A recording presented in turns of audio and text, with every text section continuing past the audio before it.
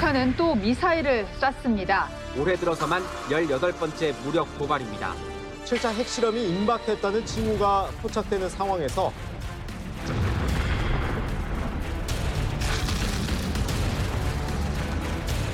하는 힘도 여기 그냥 것도 먹어 먹고 인연이 좋은 인연수가 인민반에서 얘는 뜨면 하루 저녁에 3명씩 주워나간다 그거를 어떡해.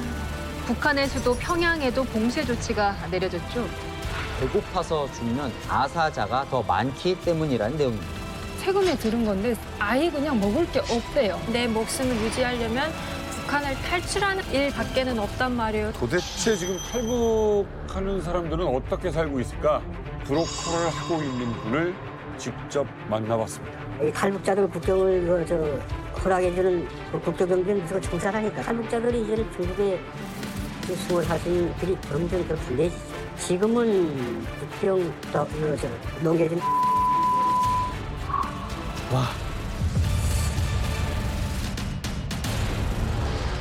저희가 충격적인 제보를 하나 받았습니다.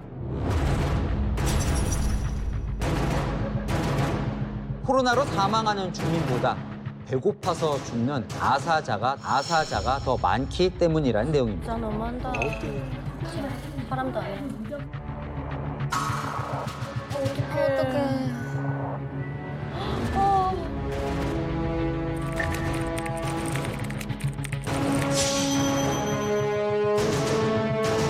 하는 힘도 여기 그러니까 그냥 것도 먹어 먹고 아무것도 없네. 못 먹으니까. 엄청 많이 죽는데 근데 뭐 코로나로 죽는지 굶어 죽는지는 잘 모르겠는데 한인민반에서 하루아침에는 주문이 인연이 죽는 인연수가 인민반에서 얘눈 뜨면 하루 저녁에 3명씩 죽어나간다 그 소리예요. 와, 이거 완전. 쌀이 일단 없고 중국에서 계속 들여왔는데 중국에서 무역하지 못하잖아요. 일단은 움직이지 못하고 하니까 그 자국내 걸 움직이려고 하니까 쌀이 없대요. 쌀값은 천정부지고 부르는 값이래요. 그게 다 시장을 못 보게 하지. 그러니까. 네, 다니는 사람이 없지. 오직 경찰차만 다닌대요. 네? 하단 넘기가 있으면서 한국으로 있으면서 좀 보내줄 수 있다 하면 내가 나만 보겠단 말이에요. 이번에 지금 그 외부에 가시에서 10월 동안 있으면서 그래서 이 정부니까 내 자원 자료를 한 가지든 두 가지든 가지고 그 사단 넘기를 도와주는 입장에서 그렇게 하는데 어쨌든 시간이 내 생각은 이게 남아있는 걸로 내가 좀 해봅시다.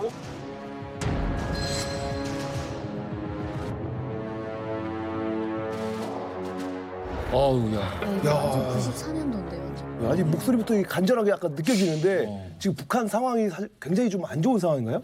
네, 이게 북한은 원래 논이 적어서 쌀이 적단 말이에요. 그래서 필수로 무역을 해서 들여와서 보충해야만 전 국민이 먹고 살 쌀이 되는데 지금 봉쇄를 다 했잖아요. 그래서 쌀이 그 안에서 제가 최근에 들은 건데 아예 그냥 먹을 게 없대요. 없어서 그냥 보여야 그나마 살 수가 있는데 쌀 자체를 구경하기가 너무 힘들고 부르는 게 값이고 옛날에 배급이 몇십 년 전에 지금 20, 30년에 끊겨서 그때 미공급 때 몇백만 명이 굶어 죽었잖아요. 그런 상황이 다시 온 거예요. 지금 다 봉쇄가 되고 자국 내에서는 아우성인 거예요. 다 굶어 죽고 그냥 거의 뭐 하루에 한 끼도 먹기가 힘든 상황이래요. 하룻밤에 인민반에서 3명씩 죽는다고 했는데 인민반이 몇 명이에요? 보통 마을마다 다른데 제가 살던 데는 한 30가구에서 50가구 정도가 한 인민반. 30가구 중에 3명씩 매일 죽는다는 거네요? 그렇죠. 한 집에 한인민반에서 한 집이 거의 죽어나가는 그런 상황이죠. 그리고 이게 방금 아까 북한 영상 그 녹음에서도 본 것처럼 되게 간절하게 느껴지는데 이 상황이 지금 북한에서 또 외부에 알리려고 안 하다 보니까 북한이랑 전화하기가 더 어려워진 상황입니다. 그리고 최근에는 북한에서 전화를 하는 사람을 교도소로 보내는 그런 이제 방침까지 내려져 가지고 지금 5월 이후로는 전화를 거는 사람조차 없다고 합니다. 북한 이탈 주민 입국 인원 현황입니다. 일단 1999년에 148명이 일단은 입국을 했고요. 점점 이제 올라가죠. 올라갔을 때 이때가 이제 2009년에 최고점을 찍었죠. 네, 많이 하죠. 2,914분. 그리고 이제 점점 줄다가 진짜 잘났다. 2019년에 1,047분. 우와. 네, 많이 왔었어요. 여기까지 오다가 여기 가려진 부분이 올해 들어온 숫자. 올해입니다. 올해 좀 이제 6개월 지났죠. 나는 그렇죠. 최근 2년 동안 한 명이라도 있을지 모르겠는데. 예. 없을 것 같은 느낌이 볼까요? 예. 있긴 있네. 있는데 2022년 11명 뭐야? 11명입니다. 11명이 있는 것도 신기하다. 어떻게 왔어? 보시면 2021년에 63명인데 이게 2009년도랑 비교해 봤을 때 아니면 2019년도 3년 전이랑 비교해 봤을 때도 한 94% 감소한 수치잖아요. 94. 그리고 2020년에 229명이잖아요. 근데 이 중에 100명 정도는 그나마 코로나19로 봉쇄하기 전에 이미 중국을 탈출한 사람들이 한 절반 가까이. 그러니까 이미 코로나가 시작됐던 2019년대 말부터는 국경 봉쇄가 시작이 됐고 소연 씨가 19년에 탈북했죠. 그러니까 소연 씨가 탈북했었을 때가 딱 229명이 함께 탈북했을 때인데 이때도 이미 절반 이상은 이미 북한을 탈출했던 사람들만 탈북이 용이해졌다는 거죠. 이게 사실은 안에서 살기가 정말 힘들거든요, 북한 내부에. 북한은 근데 또 핵실험을 할 거예요. 핵실험 준비를 하고 있기 때문에 올 10월 안에는 7차 핵실험을 한다. 그리고 7차 핵실험을 하고 나서까지 국제사회가 추가 제재할 텐데 인민들 굶어 죽어도 그건 어쩔 수 없다. 눈 질끈 감고 가겠다. 그런데 국경 봉쇄는 10월까지는 계속 가기 때문에 도간에 든 쥐라는 표현이 진짜. 지금 사실은 북한 주민에게 딱 어울릴 만한. 정말 탈북할 수 있는 기회만 있다면 오늘이라도 누구나 다 탈북할 것 같아요. 왜냐하면 과거에는 그래도 배급 체제를 유지해가지고 주민들한테 충성도가 조금 있었단 말이에요. 근데 지금은 2000년도 북한의 시장 경제가 완전히 합법화되면서 이제는 장마당 세대가 북한의 주류예요. 근데 그 사람들은 내가 한 번도 배급을 받아서 먹어본 적이 없고 내가 그냥 장마당에 나가서 생활을 하면서 살았는데 내가 왜 당에 충성해야 되는지 모른단 말이에요. 그러니까 이 사람들은 지금 경제적으로도 어렵고 충성도도 없다 보니까 더 이상 북한에서 살 수 있는 그 이유조차 사실 찾지 못할 것 같아요. 자, 이렇게 살고 싶어서 또 배고파서 생존을 위해서 말 그대로 정말 살기 위해서 북한을 탈출한 사람들 지금까지 한 3만 5천 명 정도가 그렇게 한국을 찾았는데요. 그중에 10분의 1에 달하는 사람들을 탈북시킨 사람이 이 자리에 나와 있습니다. 우리 고정 휴민트죠. 우리 고정 휴민트죠. 바로 김성민 대표님인데요. 지금까지 탈북시킨 사람의 수가 3천 명 정도. 정확히 숫자는 안 해봤는데 5천 명이라는 얘기도 있고 제가 혼자 한 게 아니고요. 우리 자유판 방송국에 탈북자 구출센터가 공식적으로 있었습니다. 센터가. 네, 그래서 그 웹사이트에 또 작게 또 이제 배너와 센터를 만들어 놓고 거기서 우리 4명이 탈북자 구출 작업을 했죠. 방송국 직원이면서 9일만. 근데 지금 탈북하고자 하는 사람들 늘 수밖에 없겠어요. 그러니까 이거는 대한민국에 오고자가 목적이 아니라 일단 북을 탈출하는 지금 만약 지금 코로나 상태가 아니라면 그리고 현재 북한 상황을 감안하면 뭐 2,000명 훌쩍 뛰어넘은. 그럼. 그렇죠. 제가 아까 11명 중에 한 명은 러시아에서 왔어요. 그 친구를 내가 지난주에 만났었는데 그 한 명 러시아 빼면 10명이잖아요. 10명 중에 4명을 성공시켰다고 막 기뻐서 전화하는 또 브로커를 또 통화한 적이 있어요. 기뻐서. 그래서 내가 야, 이 판국에도 되네. 이 판국에 되네. 하지만 그렇게 간절한 사람들을 뭐 끌어오는 사람, 나오는 사람 다 절박한데 코로나 상황 이전처럼 그나마의 경계가 됐으면 훨씬 많은 사람들이 지금 뛰쳐나왔을 거예요. 그럼. 공세가 풀리면은 탈북 러시가 이루어질 수도 있겠네요. 저는 감히 그렇게 말씀드리고 싶습니다. 자, 그래서 지금 북한은 소위 탈북 제로 탈북의 시대란 말이 나오고 있는데요. 다들 마음속으로 살기 위해서 탈북을 해야겠다라고 생각을 하고 있는 사람이 꽤 많을 거라고 우리가 예상 가능한데 어쩔 수 없이 이런 그 상황들 때문에 포기를 하고 있는 거 아니겠습니까? 네, 맞습니다. 자, 그러면 도대체 탈북한 분들은 어떻게 살고 있을까요? 자, 저희 이만갑에서 2022년 지금 현재까지 브로커를 하고 있는 분을 직접 만나봤습니다. 예, 정말로 정말 어렵게 저희가 수소문했고 이분이 공개적으로 이제 저희에게 인터뷰를 응해주신다는 것 자체가 굉장히 위험할 수 있는 일이기 때문에 저희가 굉장히 신중하게 설득을 많이 했고 아까 올해 탈북한 사람이 몇 명이라고 했죠? 11명. 네. 올해 3월에 실제로 탈북을 성공시킨 브로커이기도 합니다. 제가 직접 그분을 만나서 생생하게 그 과정을 취재했는데 저도 처음 들어보는 충격적인 얘기들이 많이 나왔어요. 그래요? 직접 들어보시죠.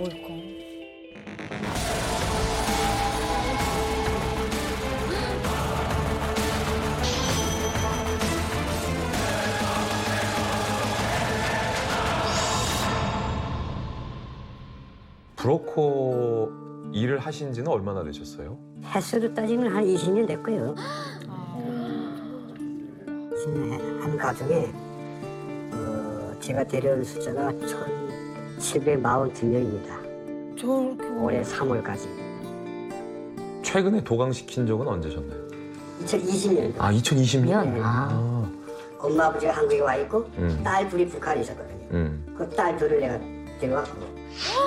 엄청 대단하시다. 그 국경 쪽에 있는 딸 둘을 데려오신 거예요? 그렇죠.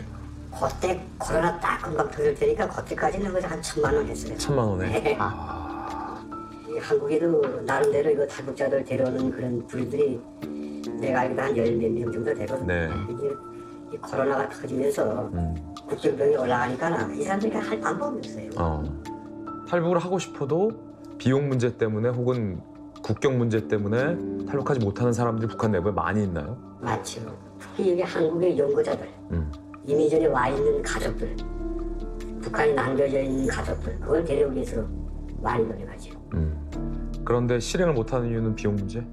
우선 코로나 때문에 국경 거의 경비도 강화된 원인도 있고 또 두 번째는 국경 비용도 많이 오르고 북한 내부에 있는 북한 주민을 한국까지 탈북시키려면 비용이 얼마나 드나요? 코로나 전까지는 그래도 뭐 국경 비용도 이렇게 올라가지 그런 것도 없고 그래 뭐 초창기나 지금이나 그래서 그렇게 고착돼서 흘러왔는데 그래서 이 코로나 발생한 2000년도부터 작년 3월 달까지 내가 데려오고 그 다음부터는 비용이 넘쳐 올라가서 지금 현재까지 못 데려다 올해 북한에서부터 여기 현재까지 지금 뭐 태국까지 갈 수 없는 거거든요. 아유.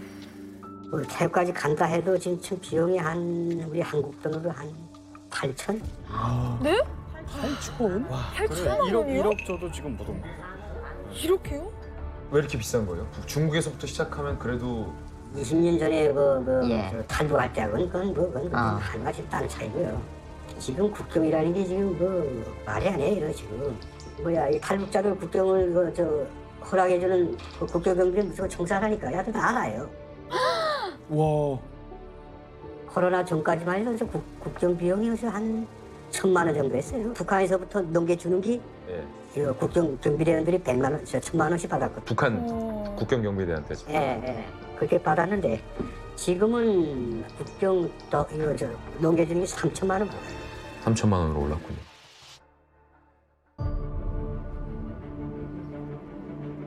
숨이 안 쉬어진다 숨이. 너무 답답하다. 아니 이게 압록강 건너는데 이렇게 큰 돈이 사실 들지는 몰랐는데 지금은 심지어 3배가 올랐다고 하는데 아니 왜 이렇게 비싼 거예요? 북한 주민들이 내부에 있는 주민이 탈북을 하려면 무조건 중국을 거쳐야 하는데 중국을 탈출할 수 있는 방법이 밀수꾼이 가는 길을 따라가는 비용 그 방법이 있는데 요거는 비용이 쌉니다. 근데 위험보다는 매우 크죠. 그렇죠. 걸리면 총살될 수도 있어서 네. 안전한 건 목숨값을 담보로 하는 거니까 국경 경비대를 매수하는 거예요. 북한 국경 경비대. 그들에게 돈을 주고 압록강을 도강하는 거예요. 근데 그것도 중국으로 넘어가면 그 이후에 신변 보장을 해주지 않아요. 네. 그냥 북한 국경을 탈출하는 것만 북한 국경 경비대가 도와주는 거예요. 네. 근데 이 비용이 예전에는 1,000만 원이었는데 이 1,000만 원이라는 것도 그냥 오로지 국경 경비대에게 오로지 주는 돈. 맞아요. 근데 요즘 국경 경비대가 탈북을 도와주다가 발각되면 이 국경 경비대가 바로 총살되는 분위기라고요. 맞습니다. 실제로 제가 취재했던 이 취재원도 국경 경비대가 심하게 발각될 경우 처형되는 것을 직접 목격했다라고 네. 할 정도라고 하니까 국경 경비대가 목숨값으로 금액을 확 올려버린 거예요. 3천만 원. 근데 문제는 일단 북한 내부에 있는 우리 주민들이 북한 경비대에게 줄 3천만 원이라는 돈이 없다. 2. 한국에 지인이 있어서 한국의 가족이 3천만 원을 내서 빼주고 싶어도 국경 경비대들이 몸을 사린다. 3. 국경 경비대를 어찌어찌 찾아서 매수해서 3천만 원을 주고 북한 국경 압록강을 넘겨도 바로 앞에 중국 국경을 통과할 수 있는 방법이 마땅치 않다. 3주인 거예요 지금. 예, 국경에 지금 우리가 자꾸 말로만 하는데 국경 우리가 한번 조금 더 접근해 보면 북한 쪽 국경은 이미 철책과 콘크리트로 쭉 천지가 다 한지 끝났어요. 그러니까 거기에 빨래하고 물길로 가던 사람들은 철업길 같은 처소 안내길을 따라서 두만강과 압록강에 접근이 가능했어요. 쪽문 열고. 정해진 시간에. 이제 코로나 때문에 거기에 2020년 8월 25일 날에 북한에 이거 폭음 봤었을 겁니다. 폭음은 나왔는데 사람은 물론 짐승 나타나도 쏘라고 폭음이 나와 있었거든요.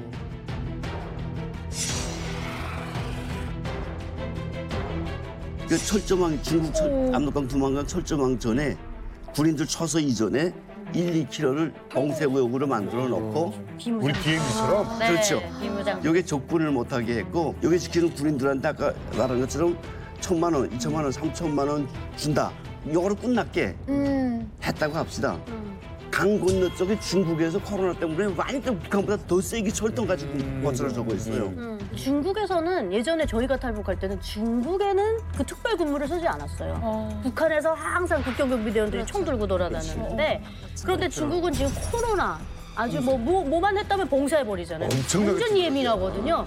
그런데 북한에서 넘어오는 걸 굉장히 극도로 경계하고 있어요. 그래서 여기를 지금 완전히 특별 근무 체계를 갖춰서 중국 국경에서도 지금 24시간 특별 경비를 서고 있거든요. 지금은 거의 임파서블이에요. 그러니까 넘어간다고 해도 저기서도 문제입니다. 여기 가서도 잡혀요. 네. 넘어야 할 고비가 너무 많아요. 네. 제가 북한 내부에 있는 현지 주민한테서 입수한 자료가 지금 바로 이거거든요. 이게 올해 2022년 1월에 그 보위 지도원들이라고 하는 사람들한테 내부 이제 연선 주민들한테 강연 자료로 보낸 겁니다. 강연 자료로? 예. 조국을 위반한 쓰레기들. 쓰레기들의 말로는 비참하다. 이거 문구 자체가 예전에는 이렇게까지 막 심각하진 않았어요. 노골적이진 않았는데. 예. 근데 이거를 가지고 이제 주민들한테 그런 정치 교양 사업을 한다는 거는 그만큼 이제 탈북이라든지 이런 게 더 많이 일어날 거를 예견을 하고 김정은이가 지금 방편을 세우고 있는 겁니다. 저희가 자꾸 말로만 하니까 잘 안 와닿는 것 같아요. 북한에는 폭풍군단이라고 항공육전대 그 특수부대들이 있습니다. 근데 원래 국경을 지키는 건 국경경비대지 폭풍군단의 몫이 아니거든요. 근데 그 인간 병정으로 무장한 이 인간 병기들을 국경에다 갖다 풀었다는 거예요. 그러면서 김정은이 뭐라 그랬냐면 김정은도 아닙니다. 정확히 김여정이 양강도에 왔다가 탈북자들이 너무 많이 나니까 열받은 거예요. 이제부터 자본주의 뿌리 뽑겠다. 한국 드라마, 한국 노래 부르는 사람들 미성년자까지도 무조건 감옥 집어넣어라. 그러면서 단독 문화 배급법을 만들면서 뭐라 그랬냐면 선사 후보. 쏴 죽이고 나중에 보고하라. 내가 너희들에게 폭풍군단 너희들에게 내 권한을 줄게. 그러니까 무조건 여기 뛰어드는 사람은 일단 쏘라. 쏜 다음에 나한테 보고하라는 거예요. 그래서 선사 후보를 그때 만들어 놓은 거예요. 그렇군요. 네. 우리가 브로커에 대한 이야기를 본격적으로 할 텐데 브로커 하면 아무래도 안 좋은 이미지가 있는 게 사실이에요. 그래서 저도 그렇고 시청자분들도 그렇고 일종의 어떤 편견 같은 게 없을 수가 없는데 브로커들이 이렇게 비용으로 가져가는 돈의 이 액수가 합리적 리즈너블한 그런 수준인 거는 맞습니까? 지금 위험의 정도를 감안했을 때는? 합리적이지 않죠. 예. 어떻게 합리적이겠어요? 합리적이지 않구나. 우리가 100불 주는데 60불 떼면 말도 안 되죠. 완전 이건 불합리하죠. 근데 우리는 어쩔 수 없습니다. 맞아요. 지금 거의 이젠 기업화돼 있어요. 여기서 우리가 기업화돼 있어요. 네. 여기가 전화를 하면 북한 쪽에서 그 브로커 일 하는 사람들이 받을 거 아닙니까? 전화만 받으면 번이 가기 전에 몇 프로 이미 뗀 X가 정해져 있기 때문에 그거 내목하고 그거를 전해줘요, 북한 사람들한테. 전해주면 바로 그 받은 사람이 또 통화도 해줍니다, 여기다 대고. 확인 전화까지. 나 받았다고. 예. 이게 나름대로 짝 시스템이 돼 있어요. 근데 이게 사실은 또 이제 한국 브로커는 그렇게 얘기하지만 저는 이제 현지에서 5년 동안 브로커를 했댔거든요. 저희가 이제 2010년도 그때 당시에는 500만 원, 700만 원. 저 같은 경우에는 이제 한국에서 그 가족분들이 의뢰를 하면 저희도 이제 살짝 기업화로 됐는 게 이게 아까처럼 국경경비대를 단번에 매수하는 건 거의 불가능하고 그렇지. 이 사람이 어디 살고 있는지를 모르니까 그렇죠. 그리고 군인들은 또 이동이 자유롭지가 않습니다. 군복을 입고 어. 그러다 보니까 이제 한국에 있는 가족이 저희한테 시키면 저희가 이 사람들을 데리러 오는 그 비용이 어마어마하게 들거든요. 이게 북한은 이동하는 데마다 아시는 것처럼 10호 초소라는 게 있거든요. 근데 이 초소들에 내물이 통하는 곳이 있고 안 통하는 곳이 있어요. 힘들다. 그럼 이런 사람들은 산으로 데려가지 않으면 이처럼 고위급 차를 한 대 빌려가지고 고위급 차는 또 검문을 심하게 안 해요? 안 합니다. 이제 간부가 타고 있으니까 보고 경례만 하고 그냥 보내거든요. 비싸겠다. 예. 그러다 많이 보니까 불편했지. 어디에 있냐에 따라서 저렇게 자강도에 있으신 분은 엄청 한 3배, 4배로 올라가고 그치. 예. 꿈도 먹고요, 그렇지. 저희 가족은. 그러니까 저희 국경 연선에 있는 분은 그나마 좀 쉽습니다. 그래서 한 300, 400 정도면 그때 당시 이제 넘겨보냈거든요. 2015년도까지만 해도 그나마 이게 국경이 이게 살벌하지가 않아서 강 넘겨주는 비용만 제가 400만 원에 왔거든요. 근데 그때 당시는 북한에서 일하는 사람, 중국에서 받아주는 사람 이 체계가 다 있더라고요. 그쵸. 그래서 맞아. 그 400만 원이면 북한 내에서 데려오는 비용부터 강 넘겨줄 때 그 경비대원 하는 게 주는 돈, 그러니까 와서 마중 나오는 사람한테 주는 돈까지 다 됐어요. 400으로. 근데 바로 15년도 이후에 철조망이 생기면서 갑자기 이게 어려워졌어요. 그때 1,500으로 갑자기 오른 거예요. 400이 네, 400에서 갑자기 1,500으로 올랐고 그 뒤로 더 어려워지면서 3,000으로 올랐다고 하더라고요. 근데 최근에 8,000까지 오른 거예요. 그러니까 진우 씨 아까 말씀하신 것처럼 그러면은 진우 씨 때는 한 3, 400 썼는데 지금 1억 가까이 간다는 거잖아요. 네, 1억에도 지금 데려올 만한 그런 영웅이 없는 거죠. 네. 궁금한 게 그러면은 그 내가 돈을 마련했어요. 근데 이 돈을 전달할 만한 그 신뢰할 만한 사람들이 국경 경비대들이 돈만 먹고 싹 입닥도 있다는 그런 경우가 그게 있나요? 팀이에요. 팀이야. 한국에 그 말하자면 망책이 있는 거예요. 그렇죠. 대장. 우두머리. 대장이 있는데 이 대장이 한 번만 하고 말 겁니까? 그렇지. 여기 이렇게 고객이 많은데? 그러니까 이게 굉장히 우리가 아는 것보다 체계화돼 있어요. 그 사람들 입장, 국경수비대 입장에서도 신뢰를 쌓아야 되는구나. 당연하죠. 그러니까 사진까지 찍어서 보내요. 앞으로 고객이 200만 명이 있는데. 그럼요. 그런 경우가 있었어요. 그러니까 국경경비대가 이제 곧 자기가 제대할 때 이거 다가오면 내가 보내주겠다고 여러 명이서 돈을 다 받고 사기를 튀어요. 치는구나. 네, 아무 튀어요. 그래서 사기당한 사람들도 꽤 있었어요. 아, 진짜 복잡해. 이런 사기가 북한에 되게 많습니다. 진우 씨는 그러면 북한 내부에 있었는데 한국에 나와 있는 사람들의 의뢰를 어떻게 받아요? 대부분 저희가 이제 그 친척이 있습니다. 친척을 통해서 간접으로군요. 예, 친척이 이게 뭐 어디에 평안도에 누가 있고 청진에 누가 있는데 이 가족인데 좀 데려다 주면 안 되겠냐. 처음에는 이제 그런 부탁을 받다 보니까 한두 번 했는데 너무 좀 성공적으로 했거든요. 청진 같은 데는 되게 위험해가지고 그 이제 부윤이라고 하는 산을 넘어가지고 이제 무산까지 와야 되는 상황입니다. 대박이다. 예, 이런 걸 좀 하다 보니까 이제 고객이 확 늘어나더라고요. 와. 예, 그래서 그때부터는 진짜 좀 사명감으로 좀 했던 것 같습니다. 몇 명 정도 하셨다고 했죠? 저희 가족을 보내다 보니까 거의 한 100명 정도. 가족 전문. 가족 전문. 내부에서 빼내는 건 진짜 어려운 건데. 진우 씨 같은 경우는 이제 탈북 브로커를 오래 했다고 하셨는데 본인이 이제 탈북을 하신 거잖아요. 예. 그러면은 탈북 브로커가 탈북을 할 때는 훨씬 쉽나요? 원래는 쉽죠. 근데 저 같은 경우에는 이제 추격조가 제가 전국 수배를 받다 보니까 추격조가 따라붙어가지고 솔직히 이제 눈을 감고도 저는 올 수 있거든요. 이제 길을 다 알아가지고. 그래서 저는 이제 제일 위험한 곳이 안전한 게 아닐까 이런 생각에 백두산을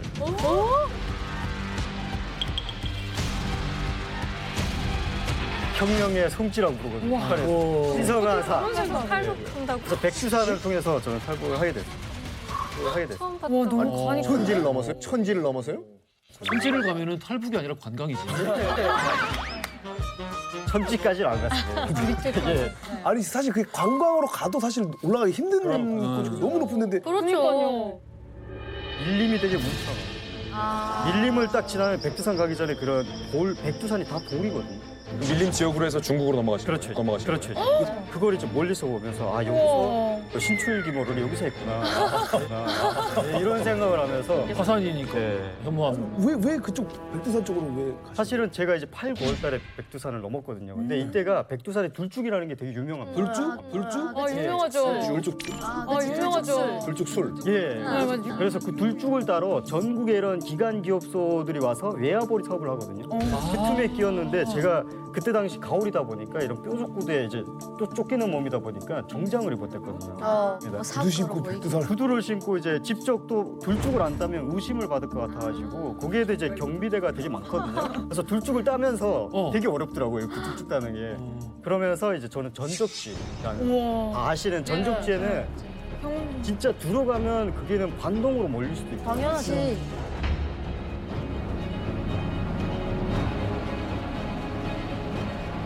근데 거기는 경계가 되게 느슨하더라고요. 그러니까 설마 여기로 들어가냐. 위험하니까. 그래서 이제 딱 넘어왔는데 마침 이제 잠복초소가 있는 거죠. 근데 이게 잠복초소가 있다는 거는 거기가 탈북하기 쉽다는 거거든요. 물이 얇으니까 뛰어갈 수도 있거든요. 와 대박이다. 그래서 그 잠복초소 앞으로 진짜 대낮에 대낮에 이제 넘어서 아니 이게 진우 씨가 너무 쉽게 말하니까 뭐 브로커니까 너무 쉽게 했나 이렇게 생각되잖아요. 그렇죠. 너무 어렵습니다. 백두산은 아까 말했던 뭐 구호물동 뭐 전적지가 엄청 많아요. 거기에 다 진짜 실탄을 든 군인들이 다 지키는데 예를 들어서 구호나무 가까이만 가도 섰 하거든요. 맞습니다. 왜냐면 구호나무에 뭐라도 잘못할까 봐. 그 정도로 김정일이 태어났다고 하잖아요. 김정은이 백두산 혈통이래잖아요. 그 북한 하면 그 정체성이 백두산 아닙니까? 근데 거기를 탈북했다는 건 미치지 않고선 가능하지 않아요. 미쳤다. 삐또가 돌아온 거죠 지금. 하지는 미쳤다. 처음 들어봤어요. 워낙 까마니까. 그러면은 그 가장 큰 이 노하우가 결국 그건가요? 오히려 남들이 위험하다고 생각하는 쪽이 오히려 제일 덜 안전하다고 위험하다. 생각했습니다.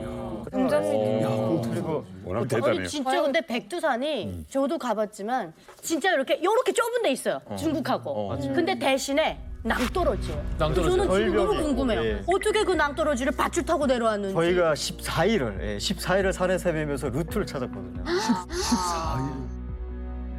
저희라는 거는 혼자가 아니었어요?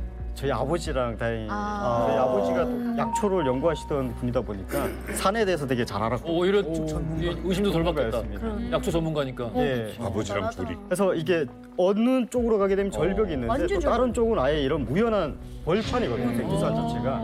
그래서 우리는 그 벌판을 통해서 벌판으로. 예. 그리고 또 다행인 게 되게 고마웠던 게 그때 당시 중국에서 저를 도왔던 분들이 제가 이제 그 백두산에 와가지고 전화를 했댔거든요. 근데 이분들이 도와주겠다고 사실 그런 상황에서 외면할 수도 있는데 수배 중이요. 예, 넘어오라고 도와주겠다고. 돈도 별로 없었죠. 돈도 아예 없었습니다. 그런데 공짜로 그 신용 가지고 온 거야. 예. 신용으로. 그래서 지금도 진짜 되게 고맙게 생각해요. 그러면 진우 씨 같은 팁이 있으면은 네. 지금 봉쇄된 상황에 있는 북한에 근데 탈북을 원하는 사람들 탈북할 수 있습니까? 지금은 거의 불가능하다고 생각합니다. 아 그런 노하우가 있어도? 노하우가 있어도 이거 진짜 중국이 아이 코로나 때문에 거의 검문소마다 지금 거의 백신 패스랑 신분증 검사를 하거든요. 그러다 보니까 안 돼. 너무 모르고 이게 진짜 이만갑을 보시는 북한 주민들이 되게 많거든요. 이 방송을 보신다면 지금은 움직이지 말라고. 지금은 안 된다. 중국 쪽 때문에. 예.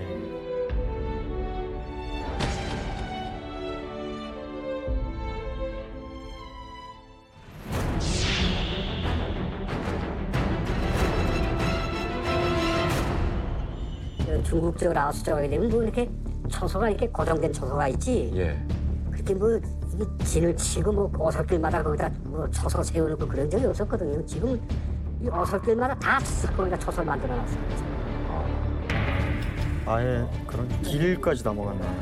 그때도 그 이 코로나 확인서 안에는 신분증이 있으니까 코로나 확인증도 떼가지고 뭐 백신 한번 맞았다는 확인서도 떼가지고 이렇게 해서 간 거예요. 안에는 신분증 없으면 어딘지. 이제 탈북을 할래도 백신 접종 증명서가 있어야. 그렇죠. 그래야 통과를 합니다. 그렇지. 중국인들도 못 움직이는데. 맞아요. 진짜 아무도 못 움직여. 접종 확인서를 중국 돈 500원 주고 우리가 샀어요. 아. 사서 그걸 가지고 통과한 거예요. 확인서까지. 네. 지금은 중국에서 이거 안면 인식이라는 거, 이걸 지금 뭐 개발해가지고 이제 자기네 국민들을 다 얼굴 인식을 시켜요. 그러니까 중국의 IT 발달이 아주 골치 아프게 만들어버린 거예요. 이게. 저 미국보다 더 발전했어요. 안면 기술.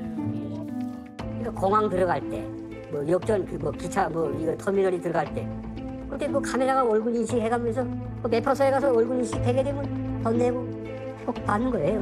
뭐 신분증 내고 이런 거 없어요. 중국은 이제. 그럼 이제는 어떻게 해요? 그러니까 탈북자들이 이제는 중국에 지금 생활할 수 있는 길이 점점 더 불리해지죠. 그래가지고 지금 한국 왔다고 지금 줄 선 사람이 한 7, 800 되는 것 같아요. 중국 내부예요? 내부에서만.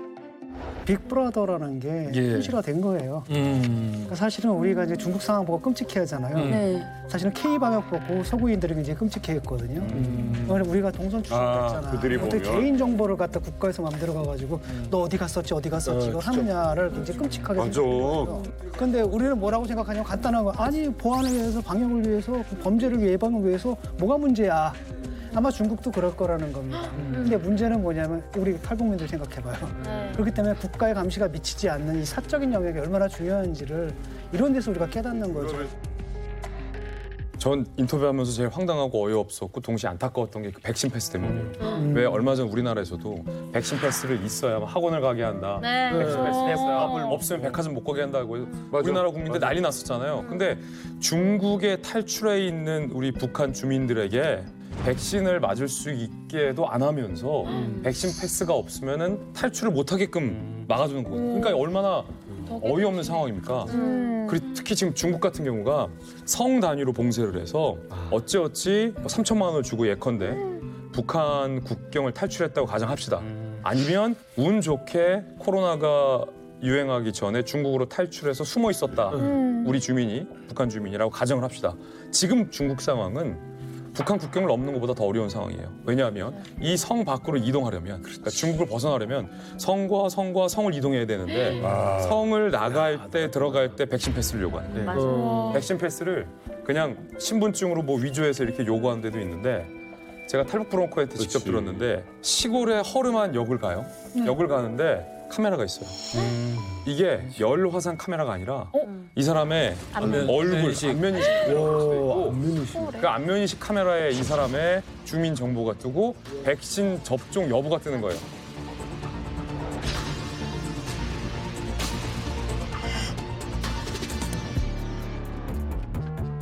이게 컨펌이 안 되면 기차 티켓을 끊을 수가 없어요. 너무 신기하다. 사실은 탈북 브로커들이 예전에 중국의 안전지대까지만 탈출시켜 놓으면 거기서 중국 신분증 위조해가지고 역 가서 기차 타고 중국 빠져나오면 그냥 탈북이거든요. 근데 이제는 이미 중국에 탈출해 있는 사람들도 중국 밖으로 갈 수가 없게 됩니다. 그래요.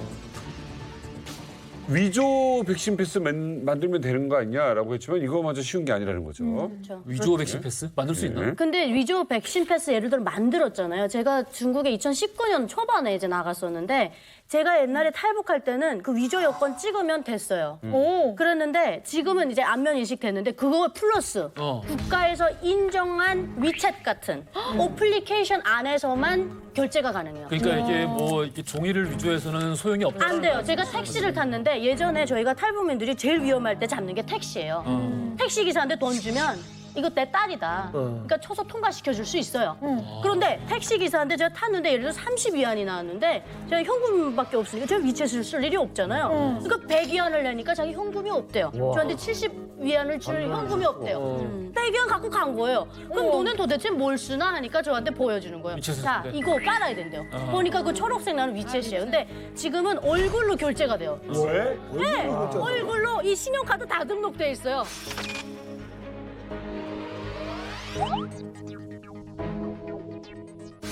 중국이니까 가능해. 버스 탈 때. 아 맞아요. 그래서 식당에 이렇게 줄 서가지고 얼굴 딱 찍으면 제 신용카드가 이미 다 등록돼 있어요. 그러니까 중국은 뭐든 가능해. 죄송합니다. 제가 지난주에 쌍꺼풀 때문에.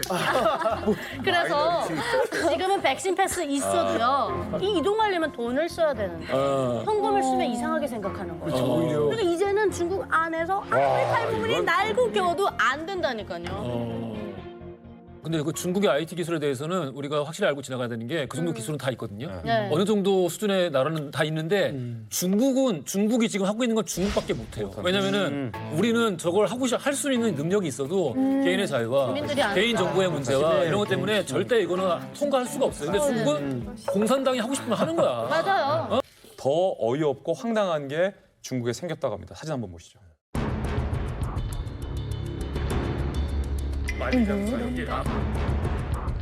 자, 이게 남부 만리장성이라고 불려요. 아, 저게 만리장성이에요? 중국 국경과 인접한 국경지대 쪽에 세워진 남부 만리장성인데 이게 4,800km. 4,800km? 방대한 장벽을 높이가 4m고요. 철조망에 감시 카메라, 감지 센서가 설치된 장벽입니다. 장벽. 그러니까 이게 의지가 확고하네. 중국 쪽에서 못 오게 하겠다는 의지가 너무 굉장히 확고해 보이고. 근데 중국이 그러는 이유가 있어요. 이게 올해 5월에 사실은 탈북을 성공했다고 5명이 성공을 했대요. 올해 5월에. 올해 5월에. 그래서 어떻게 뭐 국경을 넘어서 넘어갔는데 그 중에 2명이 코로나 확진이에요. 그래서 중국이 발칵 뒤집혀가지고 진짜 막 눈에 막 불을 켜고 탈북민 넘어오는 걸 단속하고 있대요. 확진자가 너무 자, 이렇게 되면은 중국 내부에 잔류하고 있는 탈북민들, 우리가 계속 언급했던 중국 내부에 있는 탈북민들, 이분들이 발각될 확률이 굉장히 더 높아지는 거겠죠? 네, 제가 직접 이제 중국에 살고 있는 탈북민들 집단이 있어요. 연락을 해봤어요. 근데 완전히 지금 위험한 상태라고 하더라고요. 그리고 위장해서 살고 있는 분들도 되게 위험한 상태인데 제가 6년 동안 위장한 상태로 중국에서 살았어요. 6년. 네. 근데 지금은 완전 불가능한 상태고 또 지금 밖에 나가면은 또 언제 잡혀갈지 어떻게 될지도 모르는 상황에서 지금 목숨이 까딸까딸하는 상황에 지금 위험에 빠져 있더라고요.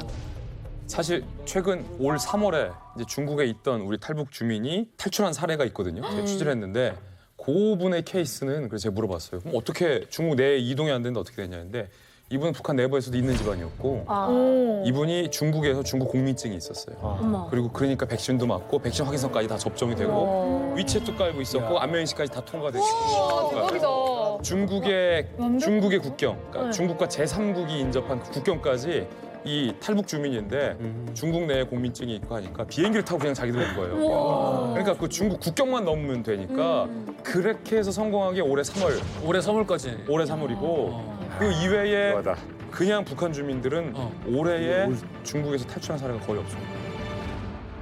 중국에 있는 이 탈북민들이 이제 사실 한국에 오기만을 기다리는 분들이 좀 많이 계시잖아요. 맞습니다. 근데 그분도 굉장히 좀 많이 좀 불안할 것 같은데요. 사실은 저한테도 이제 작년에 제가 방송에 나와서 탈북 브로커를 했다는 그 얘기를 듣고 중국에 있는 탈북민들이 저한테 메일을 보냈던 적이 있어요. 예, SOS를 요청을 했는데 실제로 그때 당시 받았던 메일이었거든요. 네. 대박.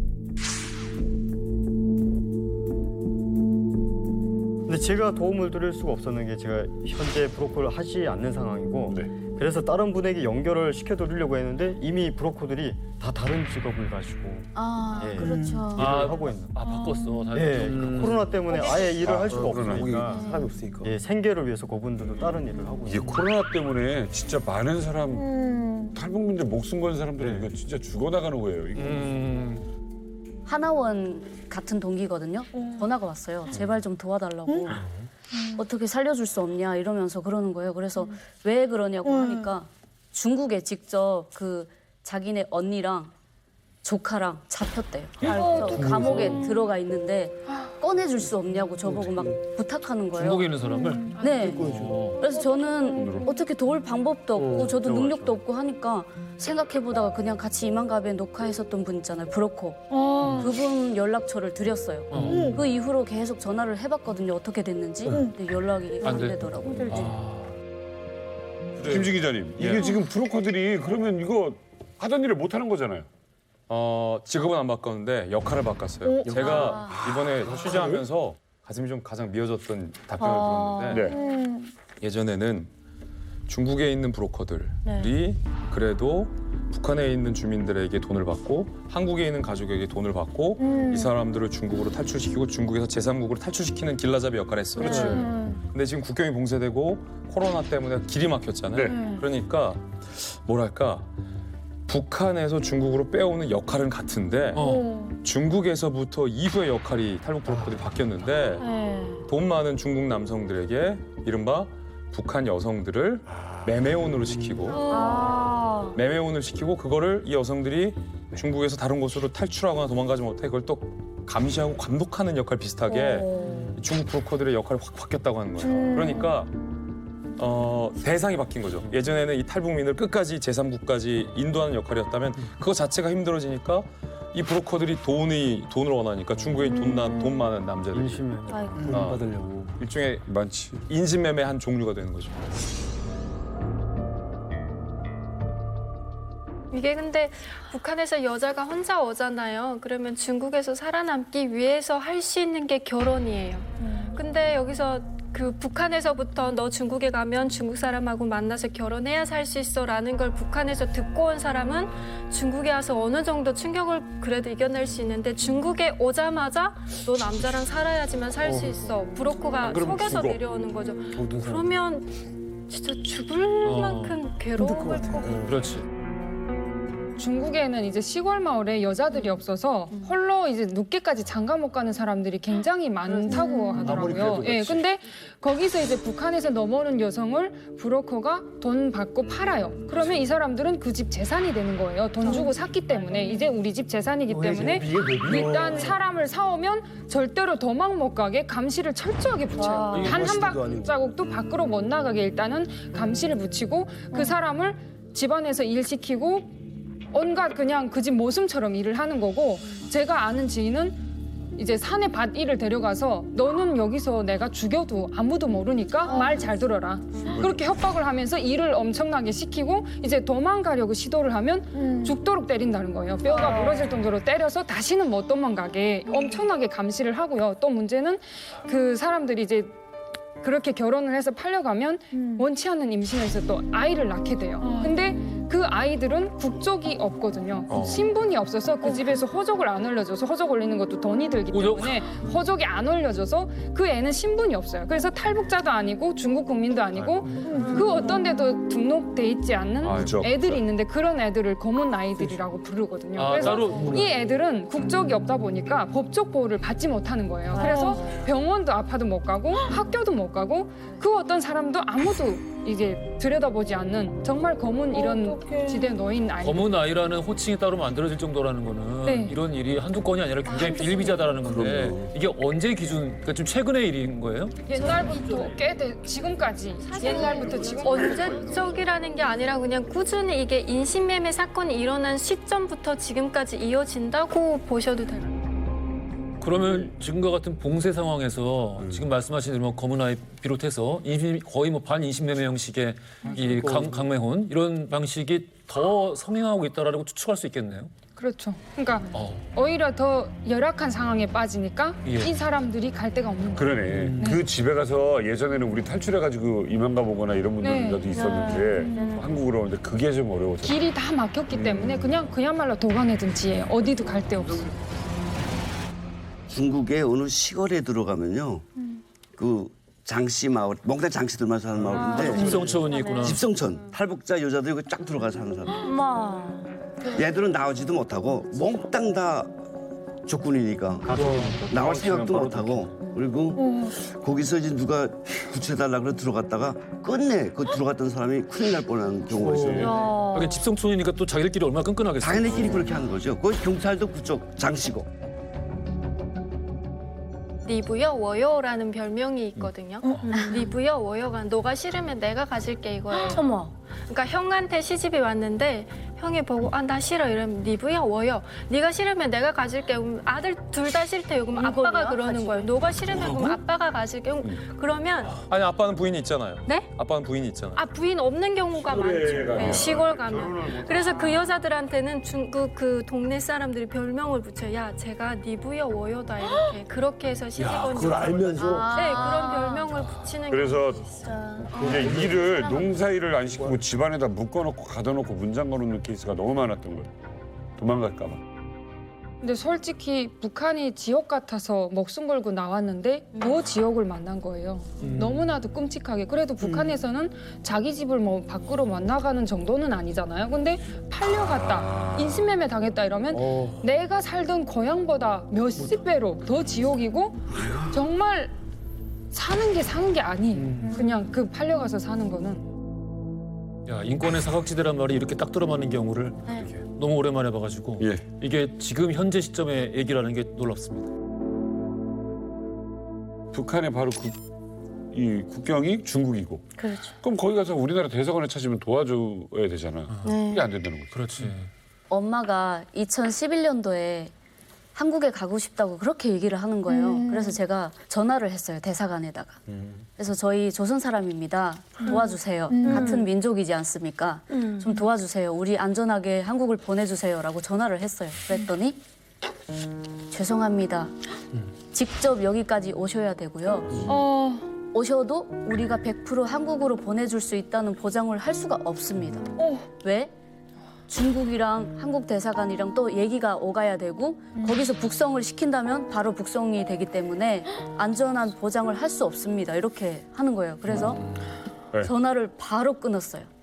왜냐하면 거기 가는 조차도 위험한데 거기 가서도 운명이 어떻게 될지 모르잖아요. 황장엽 선생님 정도 돼야 되는 거죠? 그렇죠. 유용성이 있어야 되는 겁니다. 정치적인 유용성. 저는 96년도에 탈출하자마자 중국 북경까지 가서 대사관 찾아가 봤는데 대사관의 입장은 그거였어요. 우리가 여기서 아무것도 할 수가 없다. 중국이라는 거대한 나라와 지금 부딪혀 맞서 있기 때문에 아무것도 할 수 없다. 그거 여비를 쓰라고 어백 위안을 주더라고요.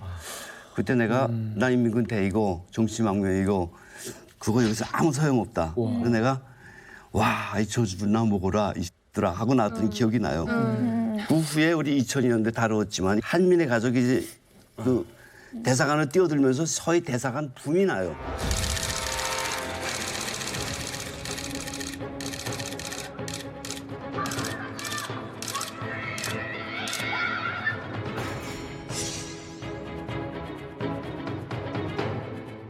맞아. 그때 한국 대사관도 왁 들어갑니다. 네. 국제학교를 들어가고 브로커들이 일부러 그쪽으로 유인해요. 독일 학교 막. 이렇게 되니까 중국이 이제 작전을 펴는데 최소한 10개월, 길게 2년 못 나가게 해버려요 그냥. 너희 대사관 실컷 있어. 못 나가게 해줄게. 맞아요.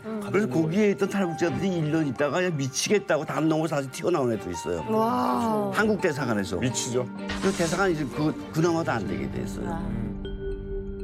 아니 그럼 원래대로라면 이 중국에 있는 이 탈북민들이 그 한국까지 좀 어떻게 와야 되는 거예요? 아니 배나 비행기 타고 오는 건가요? 원래대로라면? 원래는 이제 첫 번째는 이제 위조 신분을 만들어가지고 그 신분으로 여권을 만드는 거예요. 중국 여권을 만들어서 제주도행 이제 그 비행기 오르는 거죠. 여행을 가는 거죠. 가가지고 거기서 경찰에 이제 일부러 가요. 경찰서에 가서 아, 나 탈북민이다. 빨리 잡아가라. 이렇게 해서 잡혀가지고는 이제 그 사람들이 경찰들이 이 사람들을 국정원부터 하나원까지 이제 풀 코스로 이제 인계 받는 거죠. 인계해 주는데 이제 이거 같은 경우에는 비용이 너무 어마어마하게 들기도 하고 모든 탈북민들이 아, 내 가족을 이렇게 좀 안전하게 데려오고 싶다 이래서 저도 되게 아직 부모님이랑 동생이 북에 있거든요. 그래서 데려오고 싶은 마음에 돈을 되게 많이 모으고 있는데 데려오고 싶어도 지금 현재는 브로커가 없으니까 3년째 계속 브로커를 구하고 있는데 아직도 못 구하고 있는 상황이에요. 그러면은 그 제주도 루트가 가장 비싸고 안전한 루트인 거예요? 네, 제일 안전한 루트죠. 근데 이것도 이제 코로나 이제는 이후 안 못하겠네 되는 IT 네. 때문에. 그게 왜 그러냐면은 그 일단 여권 자체는 만드는 게 굉장히 쉬워요. 위조하는 게 진짜 어려운 거는 이제 사증 비자 받는 거거든요. 그렇죠. 대사관에 가 이제 비자 신청하려면 신원이 확실해야 되기 때문에 도장은 꽝 찍어주는 건데. 제주도 무비자예요. 무비자예요. 제주도는 지금 무비자로 외국인들이 그 입국이 가능하기 때문에 이제 루트로 제주도를 이용하는 거죠. 근데 이제 보통의 탈북민들이 다 비행기 배 타고 오면 얼마나 그렇죠. 근데 이제 초창기에는 몽골로 다 갔어요. 맞아, 순실이 형. 그렇죠. 몽골이 최초의 루트입니다. 그런데 이때 고비 사막에서 얼어 죽고 맞아요. 굶어 죽고 목이 말라서 죽고 이렇게 사고가 되게 많았어요. 그래서 새롭게 나타난 루트가 제3국 루트라는 것이죠. 그래서 보통의 탈북민들은 이 3국 루트를 통해서 들어왔는데요. 제가 루트를 준비했습니다. 이렇게 보시면 이제 여기가 북한이죠. 그래서 제 고향이 여기 평안북도거든요. 여기서부터 대한민국 여기까지 내려오는데 300km 정도밖에 안 걸려요. 정말 고속도로 잘 뚫렸으면 2~3시간 안에 내려오는데 이걸 2만 킬로를 이렇게 돌아서 오는 겁니다, 대한민국. 근데 이제 첫째는 여기 중국 압록강하고 두만강 여기를 중국을 먼저 넘어가서 중국의 대륙을 횡단해가지고 권명, 쿤밍이라고 하죠. 권명으로 간 다음에 라오스 국경을 넘습니다. 라오스하고 태국 사이에 메콩강을 사이로 두고 국경이거든요. 악어가 많이 나오는 데입니다. 그래서 실제로 배가 뒤집혀서 악어에 잡혀 먹힌 분들도 있을 정도로 굉장히 위험한 데입니다, 여기가. 그런데 여기 라오스하고 요 태국 요 사이에 여기도 국경경비대가 있어요. 그래서 요 보트가 교차할 때 저희가 전속력으로 달려서 여기 태국에 딱 들어가면 저희를 그냥 빠바바바박 딱 내려놓고 브로커는 빠져요. 그 다음에 이제 우리가 태국 안에 있는 그 경찰한테 일부러 잡힙니다. 자수. 네. 저희가 DPRK, North Korea에서 왔습니다. 하면 데리고 가요. 그래서 감옥에다 넣는데 그 다음에 난민 수용소. 우리가 태국으로 루트를 잡는 이유는 태국에 그 UN 난민 기구가 있거든요. 수용소가. 그래서 여기 이제 가면 1차적으로 우리나라 대한민국 그 용사관이라고 해야 될까요? 이제 나와서 1차 검문을 합니다. 이 사람이 진짜 탈북민인지 아닌지. 그래서 여기서 통과가 되면 종이장 임시 요건이 나와요. 요거 들고 여기서 한 2, 3개월 기다렸다가 대한항공 타고. 태국에서 잡혔을 때요. 한 50평짜리 그냥 아파트만 한 곳에 200명, 300명이 들어가는 바람에 많이 들어갔을 때는 420명까지. 네. 콩나물처럼 앉아. 지 못했죠? 못 눕고 화장실까지 이렇게 앉아서 자는 거예요. 콩나물 같이. 원래는 그 방이 2, 30명이 정원이에요. 근데 거기에 2, 300명을 넣는 거예요. 화장실은 어떻게 가고? 화장실가 전쟁이죠, 완전. 한번 가려고 하면 누구 무릎 밟힐까 봐 되게 예민해요. 밟기라도 하면 전쟁 나거든요. 아니 그 좁은 방에 있는 것도 진짜 힘든데 선배들이 또 있어요. 먼저 온 그 탈북 선배들이 텃세 부리느라고 화장실 바닥부터 서로가 청소시키고 힘드니까 그래. 원래 애국가 외우기 하고 환경이 힘들면은 맞아요. 서열이 생기고 맞아요. 세대끼리 생기는데 그러니까 그럼에도 불구하고 태국 쪽으로 가는 거는 거기가 난민 지위를 받게 용이하고 그렇게 해서 시스템이 구축이 됐었던 거네요. 왜냐면 라오스는 이게 코스가 굉장히 어려워요. 그러니까 저희가 미얀마에 있을 때만 해도 미얀마는 그렇게 산을 넘는 게 없었는데 라오스는 이 산을 이렇게 넘어야 돼요. 근데 산을 넘다가 미끄러져서 만약에 무리해서 떨어졌다. 그럼 진짜 못 찾는 경우도 많아요. 그래서 이제 그런데 여기가 문제는 이렇게 소음이 발생되거나 이러면 잡아요.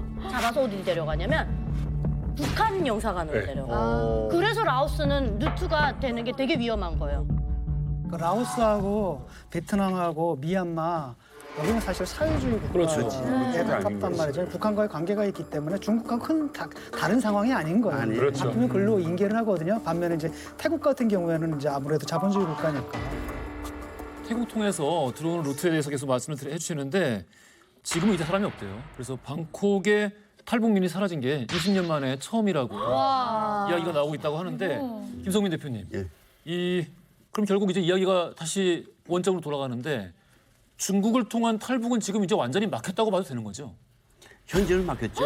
하지만 길은 얼마든지 열릴 수 있다고 보고 말씀하신 것처럼 태국 사람들이 20년 동안 지금 탈북자들이 그렇게 들고 있던 데가 없으니까 이거 완전 웃긴다라고 지금 현장에서 얘기할 정도로 다시 쏭해졌죠. 하지만 저는 지금도 계속 주장하고 싶은 게 브로커들은 지금 당장 활동 못하지만 여러 가지 방안을 모색하고 있기 때문에 코로나만 없으면 열릴 수 있지 않냐. 현재는 난방하지만 열릴 가능성은 그러니까 지금 다 모색하고 있다. 네.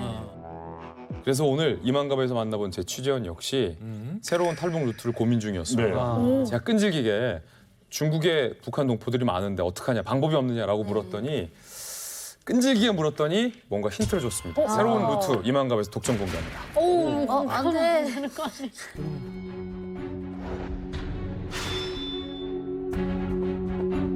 올해 3월 달에 4명 그 버린 분들이 가다에서 뽑았는데 그 사람들은 미국행을 택했어요. 이게 올해 마지막입니다. 진짜.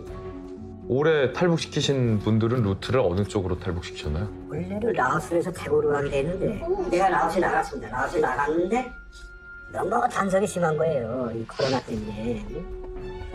그래서 할 수 없이 미얀마로 돌린 거예요. 미얀마로 돌렸다. 미얀마 군부가 기습 쿠데타로 아웅산 수치 국가고문을 구금하고 1년간 국가 비상사태를 선포했습니다. 내전 중이에요. 내전 중이라서. 미얀마가 내전 중이라. 야, 근데 미얀마 위험하지 않나? 미얀마는 지금 그 내부 전쟁하잖아요. 네. 군부가 내부 전쟁하는데 오히려 그 내부 전쟁하니까 국정전이 지금 거슬하는 거예요. 국정이 신경을 안 써요. 그래서 내가 사람을 거기다 파견했어요. 파견하니까 오히려 더 안전하다는 거예요. 그래서 거기서부터 넘겨가지고 미얀마를 넘겨가지고 미얀마에서 하고 있어요. 하고 거기서부터 거기까지 내가 보낸 거예요. 한사 한 번도 안 해요. 그래서 거기 가서 애를 태우고 거기서 하루 자고 다음날 또 그 버스 타고 돌아서 내려간 거예요. 내려와가지고 미얀마가 지금 내전 중이라서 오히려 안전하단 말씀이세요? 예. 그럼 위험하지 않을까요? 아니 더 안전해요. 안전해요? 왜 그런지 그 사람들 그 내전을 어떻게 하는지 모르겠지만 내가 직접 그 길을 걸어봤는데 국정적인 초선하게 단 한 번도 못 봤어요. 내전 중이라 네. 국경을 신경 쓸 겨를이 없구나. 신경 안 쓰는 것 같아요. 예. 그 버스 타고 오는 것도 뭐 단속 한 번도 안 하고 뭐 신분증 보다는 소리도 안 하고 뭐 그런 것도 없고 그 사람들 내면 태우고 다시 내가 태우까지 오는 과정이 단 한 번도 단속 받아본 적이 없어요. 와, 완전 진짜 생각지도 못한 루트인데요. 이게. 예. 아니 이 총알이 오가는 이 전쟁통에 사실 죽을 수도 있잖아요. 그래서 죽을 수도 있고 좀 위험한데 이게 공안한테 잡히는 것보다 낫다는 거잖아요. 그렇죠. 그래도 여기가 아무리 안전하다 그래도 전쟁터잖아요. 그렇죠. 살기 위해서 그 안으로 오히려 전쟁터가 안전하다라는 말 자체가 조금 비극적으로 들려요. 제가 미얀마로 올 때 이제 앙산 수치 여사가 권력을 잡기 전이었어요. 군부가 잡았을 때. 한참 전이고. 근데 이제 저는 그 데리러 나온 브로커가 총을 든 군인들이었어요. 미얀마 군인. 무서워. 저희는 그 쿤밍에서 갑자기 물이 불어서 물을 딱 넘었는데 군인들이 총 메고 나온 거예요. 그것도 지프차인데 운전대가 왼쪽에 오른쪽에 있는 거. 영국식으로. 그래서 이거 뭐지? 우리 잡혔다. 이렇게 생각했는데 막그 미얀마 말을 막 하더라고요. 근데 갑자기 따라오라는 거예요. 막 풀필이 불면서. 이건 뭐지? 우리 군인들한테 가야 되는 거야. 그랬더니 그 중국말 가능하신 분이 미얀마 그분데 중국말 좀 하시더라고요. 물어보니까 브로커라는 거예요. 저희가 군용 지프차를 타고요. 미얀마 국경을 통과했어요. 그렇게 하다가 갑자기 이게 뭔가 상관에게 보고가 됐는지 저희를 그 민간에다가 내려놓더라고요. 그래서 3일을 저희가 그 초가집에서 그 도마뱀들이랑 같이 잤거든요. 그랬는데 오히려 센 막 이런 왕들 단 사람이 내려왔어요. 내려더니 뭐라고 막 샬라샬라 하더라고요. 덤뭉태기가 이만큼이 왔다 갔다 하는 거예요. 그러더니 우리 11명을 더 큰 지프차에다 태워가지고 업그레이드했다. 에어컨 빵빵 틀어주고 노래까지 틀어주면서 너무 좋다. 이렇게 하면서 그래서 내가 그렇게 하고 라오스 국경까지 가고. 오히려 저는 그때 알았어요. 북한이 이게 군사가 독재를 하면 부패하기 마련이거든요. 부패하기 때문에 그 혼이 커. 북한이 지금 딱 그렇잖아요. 저희 아빠도 군인이셨지만 군인들이 북한에 짚어쳐서 통과하기 더 쉽습니다. 근데 오히려 군인이니까 쫙 말하면 쫙쫙 통과해서 그러네. 다 통과했어요. 근데 이게 주현 씨. 이거보다 더 좋은 방법 없을까? 좀 위험한데요. 왜냐면 내전 국가니까. 중국을 아예 통하지 않고 일단 바로 휴전선을 넘거나 바다로 나오거나. 근데 바다로 나오는 그 쉽지가 않아요. 북한 당국에서 너무 통제가 심하고 일단 바다 접근이 힘들어요. 바다로 가려면 배가 있어야 되고 그 배 안에 며칠 먹을 식량을 싣고 모든 그 사람들이 같이 혼자선 또 안 되거든요. 여러 명이 움직여야 되는데 여러 명이 바다로 접근하는 일이 너무 힘들어요. 그래서 이게 좀 어렵죠. 네. 그 오히려 지금은 러시아에 나와 있던 해외 노동자들이 많이 들어와요. 그래서 저희가 이제 일 때문에 하나원을 저는 자주 들어가는데 남자 하나원은 한 26명, 7명 정도의 러시아에서 오신 분들이 있고 여자 하나원에는 9명이 딱 계세요. 9명에서 그 봉제 배우고 계셨는데 저희 땐 그 하나원이 정말 1시간도 평화로웠던 적이 없어요. 맞아, 너무 힘들어요. 태국패, 몽골패 막 싸우고 맨날 싸움이 일어나서 저처럼 직행으로 온 건 패가 없으니까 맨날 여기 치고 저기 치고 그랬는데 그 복작복작 와글와글 하던 그 여자 하나원이 통통 비어 있는데 마음이 이상하더라고요. 사실 지금 그 중국 내에 있는 이 브로커들이 루트를 개발 중이라 하잖아요. 근데 중국 성마다 안면 인식 등에 있어서 못 통과하는데 이거를 다 무마시킬 수 있는 중국 내부의 국경을 완벽하게 빠져나올 수 있는 루트를 사실 전 들었어요. 근데 그거는 진짜 공개하면 안 될 거예요. 잘한다. 예. 입 조심하시라요. 그건 진짜 공개하면 안 돼서 방송에는 말할 수 없지만 그래도 희망은 있다. 희망은 있다. 제가 지금 김성민 대표님이 말씀을 안 하시는 거예요. 자꾸 그러잖아요. 우리가 그거 맞아요? 그래도. 맞아요? 아까 그랬잖아. 이게 다 빠져나오는 수가 있다. 수가 있다. 그런 데가 있으셨네. 아우, 김성민 대표님. 이런 얘기하면서도 계속 이제 조심스러운 게 이런 루트를 개척을 한다거나 또 이제 개척된 루트를 뭐 공개를 한다거나 이럴 때 아마 북한 쪽이나 뭐 공안 쪽이나 당연히 그걸 알아내려고 하는 사람들도 있을 거 아니에요. 이걸 알아내기 위해서 뭐 스파이를 붙인다거나 이런 경우도 있나요? 탈북자가 10명 움직인다, 뭐 4명 움직인다면 거기에 중국 공안에서 파견한 임무받은 탈북자, 북한에서 임무받은 탈북자 무조건 섞여졌어요. 그래서 과거의 브로커들은 저가 모아지면 휴대폰 일찍 해소하는 게 첫 번째 와, 일단 저 같은 경우에는 제가 이제 방송에 나와서 브로커를 했다고 하니까 이제 의문의 그런 메일들이 되게 많이 왔거든요. 근데 그 중에 이제 북한 공작원도 있었습니다. 실제로 이제 북한 IT 대표단을 이끌고 심양에 나와 있다고 했던. 북한 IT 대표. 나 좀 내보내줘요? 예. 이 사람이 실제로 이제 대표단을 이끌고 탈북을 하겠다고는 안 했는데 다른 대표단의 그 단장이라는 여자랑 자기가 이제 내연 관계인데 꼭 탈북을 하고 싶은데 이분이 직접 얘기를 하기를 자기는 이제 태용호만큼 그런 거물급이다. 예, 거물급이다. 이러면서 제가 진짜 그 예전에 그런 인맥들을 동원해가지고 이제 줄을 만들었거든요. 그래가지고 마지막 확인 절차를 해야 되니까 그럼 여권을 보내라 해가지고 여권을 보냈습니다. 우와, 받았어요? 예, 받았는데 저희가 이제 조회를 해보니까 이미 2년 전에 북한으로 들어간 가짜 여권을 그럼 뭐야? 보내거든요. 그럼 뭐야? 그래서 제가 그걸 알고 나서 역공작인가? 예, 따진 거죠. 오 마이 갓. 그러니까 이제 이분이 실토를 하는 게 자기는 이제 북한 정보원이 맞다고. 아하. 탈북자들 데려오는 과정에 솔직히 말해서 그 북한에서 그 임무받고 전에 탈북자로 이장하고 전에 우리한테 접근해서 한국 가게 해달라 이렇게 해서 우리 가는 길도 알아내고 그런 것들이 들어 있었어요. 북한 내에서 탈북자로 위장해서 그러니까 북한 그 탈북자로 중국으로 내보내가지고 그 사람들이 우리 브로커를 잡으려고 그 북한 사람들 하나하나 자꾸 빼가니까나 우리 잡으려고 전에 도대체 어느 길로 가는가 상국으로 간다는 걸 알지만 어느 방향으로 갈 걸 알기 위해서 그 탈북민 이장해가지고 전에 거기다 그 북한 스파이들 우리한테 집중시키죠. 그렇게 해서 내가 한번 체포됐어요. 그 스파이들이 걸려가지고. 그래도 진우 씨 같은 경우는 진우 씨의 신변에 위해가 가해지지 않았잖아요. 근데 우리가 영상으로 봤던 제가 인터뷰했던 이 취재원은 실제로 중국 내에 있는 탈북자들을 빼내오다가 탈북자 일행 속에 한 여성 탈북자가 나는 탈북자다 빼달라라고 해서 만나기로 한 약속 장소에 나갔는데 알고 봤더니 북한 공작원이에요. 어떡해. 이 탈북자 여자가 북한 공작원이죠.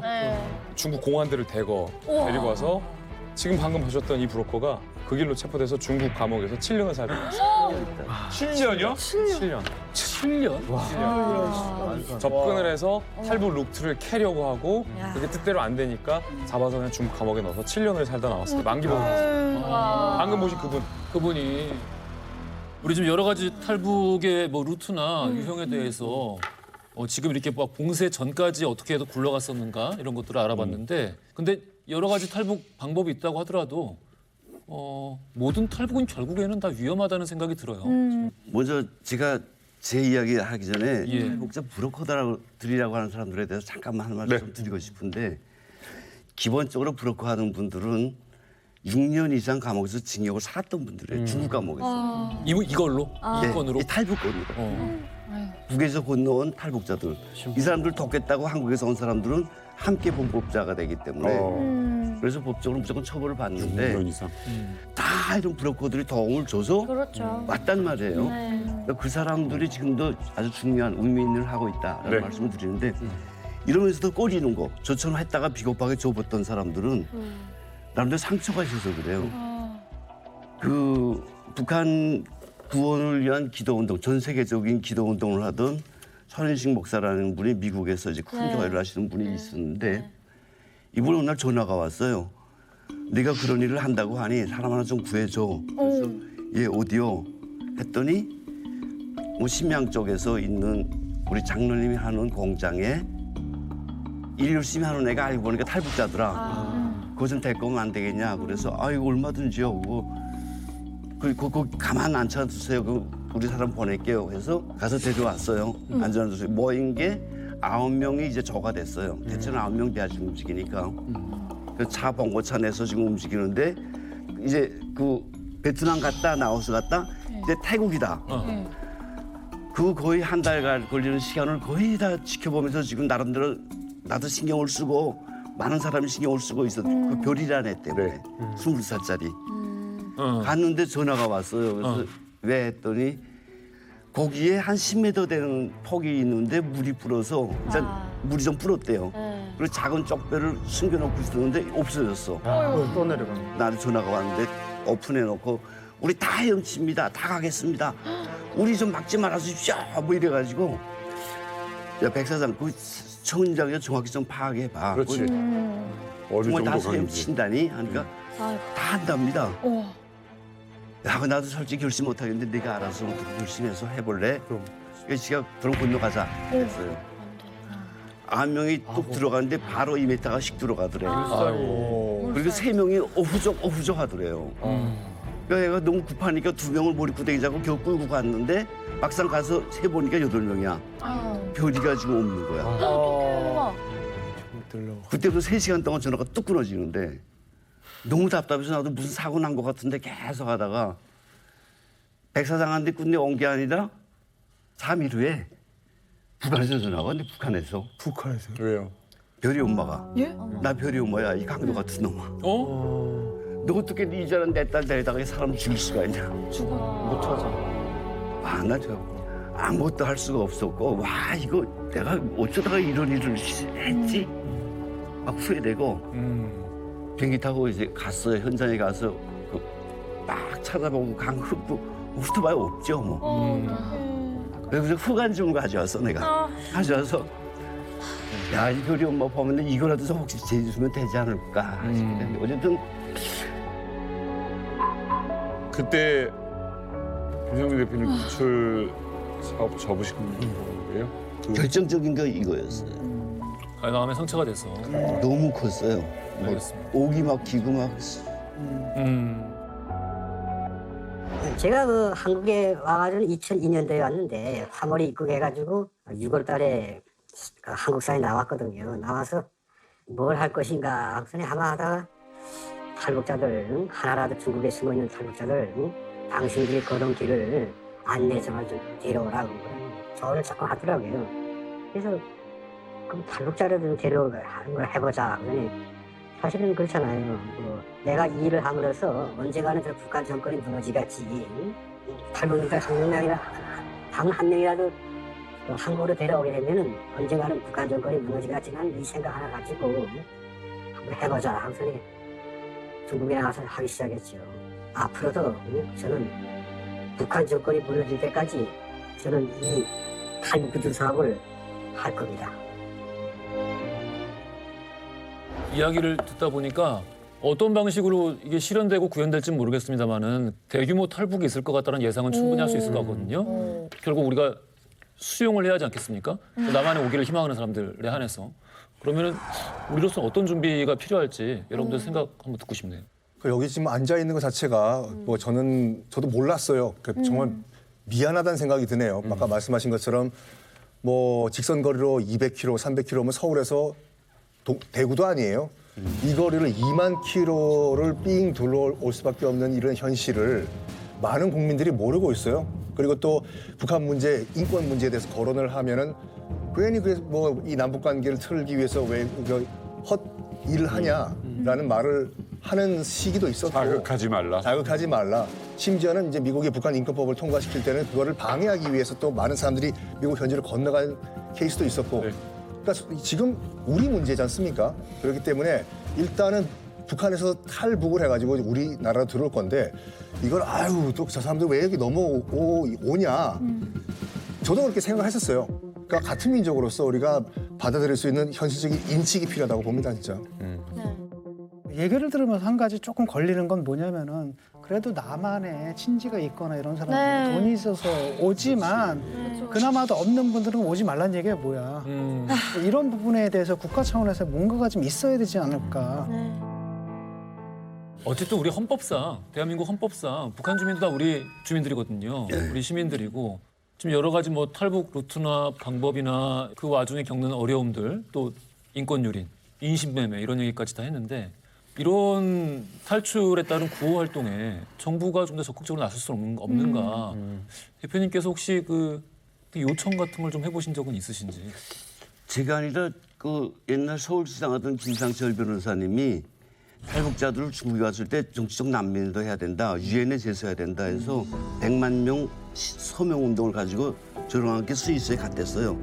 근데 안 됐어요. 중국이라는 거대한 벽이 있기 때문에. 그래서 그러면 1000만 명을 해보자. 1000만 명 서명까지 해가지고 그것도 다시 이제 구워서 또 국제사회에 갔어요. 근데 역시 중국은 정말 높은 벽이었더라, 그런 거 있고요. 미국은 또 미국대로 북한인권법에 북한 넘어온 사람들이 미국으로 오라 그럼 받아준다는 거예요.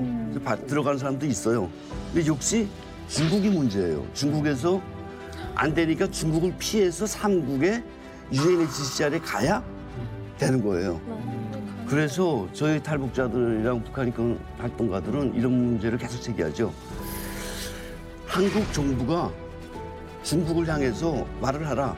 북한 탈북민들은 대한민국 국민이다. 중국 길을 열어라. 이런 선언적인 얘기라도 해야 되는데 이걸 못하고 있어요. 중국을 향해서 한국 정부가 원칙적인 목표를 내고 미국과 유엔이 함께하면 아무리 중국이 높다고 해도 허물 수 있지 않을까, 구병을. 중국이 반대하는 어떻게 수는 없는데 저는 좀 그랬으면 좋겠거든요. 공식적으로는 그런다 하더라도 비공식적으로 얘기를 해서 예컨대 중국이 뭐 이렇게 목숨 걸고 단속할 필요는 없는 거 아니에요. 그러니까 적당히 묵인해주면서 그렇죠. 이분들이 안전하게 갈 수 있게끔 그냥 묵인만 좀 해달라고 한국 정부에서 그 정도 얘기를 할 수 있지 않습니까? 그리고 그건 상당히 실현 가능할 것 같아요. 얼마 전에 브로커들과 같이 이야기도 하고 모임이 같이 만남이 있었어요. 근데 한결같이 한 소리가 지금은 움직이지 말라. 어느 친구가 이런 말을 하더라고요. 어둠이 깊으면 새날이 온다는 징조다. 지금 최악의 상경인 것 같아도 조금만 기다리면 길은 열리고 대한민국 정부가 정말 손을 내밀고 좀 더 편안한 환경이 펼쳐졌을 때 와주시면 좋겠다라는 말씀.